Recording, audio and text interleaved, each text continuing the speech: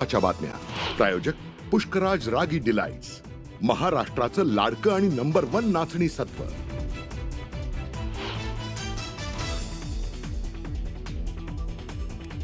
मराठा समाजाला हायकोर्टाकडनं मोठा दिलासा. आरक्षणाला स्थगिती नसल्यानं गेल्या वर्षीप्रमाणेच विद्यार्थ्यांचे शैक्षणिक प्रवेश सुरू राहतील.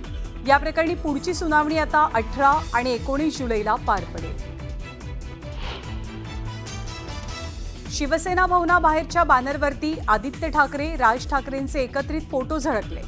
आता फक्त आणि फक्त ठाकरे ब्रँड चालणार असं म्हणत दोघांनाही वाढदिवसाच्या शुभेच्छा.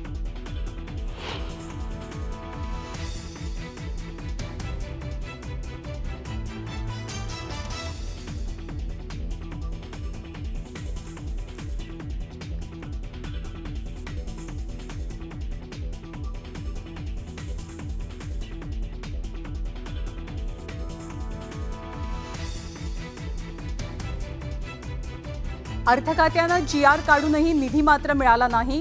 निधी वाटपाच्या वादावरनं संजय शिरसाट यांचा दावा. निधी वाटपावरनं अजितदादांशी कोणताही वाद नसल्याचं स्पष्ट.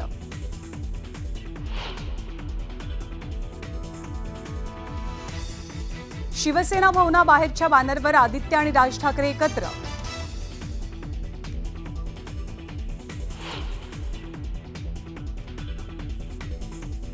पालिकेच्या निवडणुका जाहीर झाल्यानंतर ठाकरे बंधू एकत्र येण्यासंदर्भात चर्चा होणार.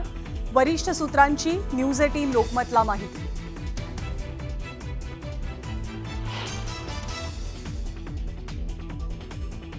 नारायण राणेंकडनं नितेश राणेंना कानपिचक्या. मुख्यमंत्र्यांना बाप म्हणणं चुकीचं. मुख्यमंत्री जनतेचे सेवक असतात असं म्हणत थेट नितेश राणेंना खडसावलं.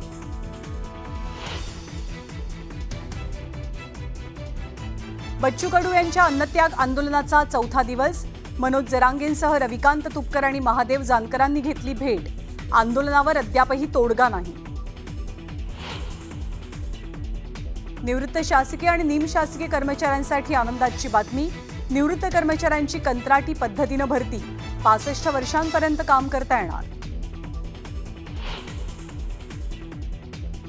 ख्रिश्चन धर्म स्वीकारण्यासाठी छळ होत असल्यानं गर्भवती विवाहितेची सांगलीत आत्महत्या. ऋतुजा राजगेनं घेतला गळफास. मुलीच्या वडिलांच्या तक्रारीनंतर सासरच्या तिघांना अटक.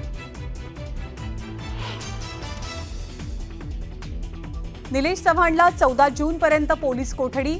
वारजे पोलिसातील गुन्ह्याप्रकरणी सुनावणी कोठडी.